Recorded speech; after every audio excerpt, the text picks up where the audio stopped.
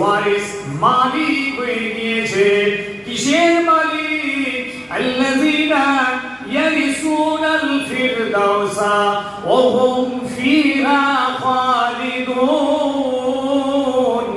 আমি আল্লাহ তাদেরকে জান্নাতুল ফিরদাউসের ওয়ারিস বানিয়ে দিলাম।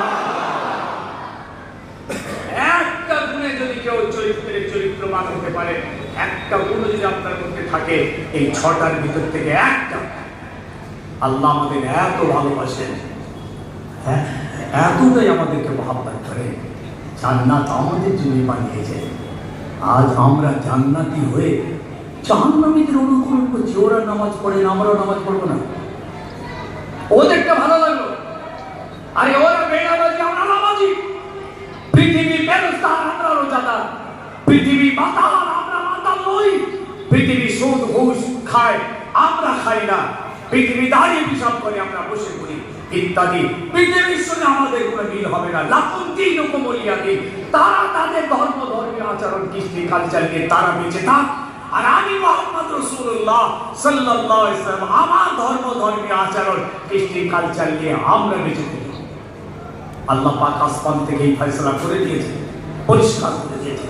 এরপরও কেন আমার ছেলেরা, বাপেরা, মেয়েরা ওদের কালচারে আসক্ত হয়ে গেল? এই কেন উত্তর দিতে পারবে? পারবে না। তাই বাঁচার জন্য, বাঁচতে হলে শুধু ওয়াজ শুনে গেলে হবে না। খালি দামি দামি হুজুর আনছেন, দামি দামি হুজুর, কম দামি হুজুর আনতে হবে না। পাশ করা বড় ডাক্তার নিয়ে বললে, ডাক্তার তো আনবি বলছিস, কিন্তু ফি তো অনেক। কত? 30,000।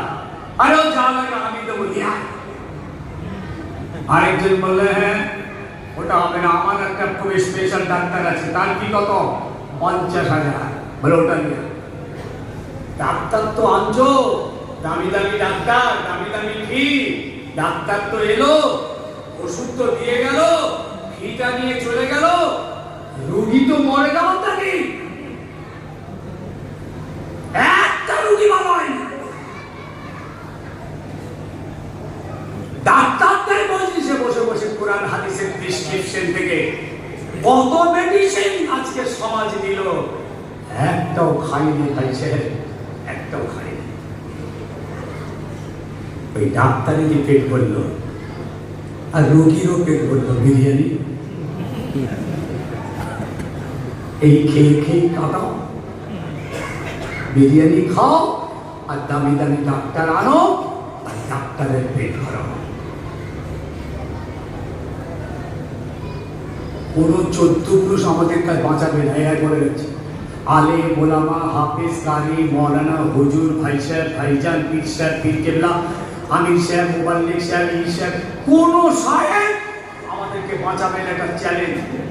কোন 14 পুরুষ বাঁচাবে না। তারা আমাদেরকে বাঁচার রাস্তা দেখিয়ে দেবে, হেদায়েতের পথ দেখিয়ে দেবে, হেদায়েতের দিশা দেখাবে, জাহান্নাম থেকে বাঁচার রাস্তা দেখিয়ে দেবে, জান্নাতের পথ দেখিয়ে দেবে।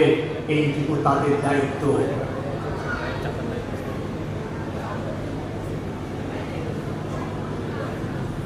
আর ডাকলে কোথায় ঢোকাবে? হবে? আর হলে হোক, কেন করে হবে? এত লোক হটকে হটকে আসবে, একটা হবে, একটু জায়গা হবে। জায়গা বাবা তোমরাই জানো, যদি জায়গাটা হয় একটু করে দাও না ভাই।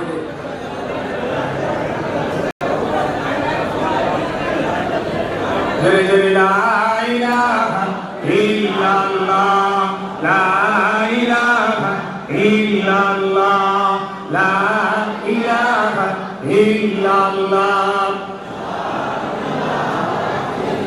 আসেন বাবা, আসেন, একটু বাইরে যায়। ছেলেরা ভিতরে ঢুকো, ভিতরে ঢুকো। ওরা ভয় খাচ্ছে, মসজিদ আদবের জায়গা, আমরা কি করে ঢুকি?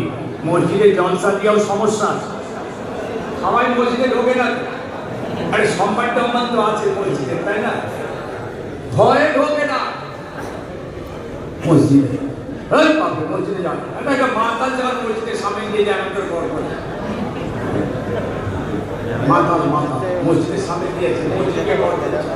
আর ও তো জানে না মসজিদ তার আগে থেকে ওকে বড় করছে, তুই যেন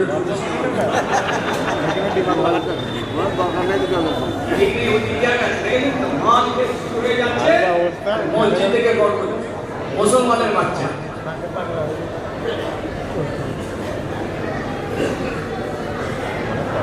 ভাই আমার, বাবা আমার, সোনার যুবকেরা, কটা কথা বলে যাচ্ছি, একটু গভীর ভাবে শোনো।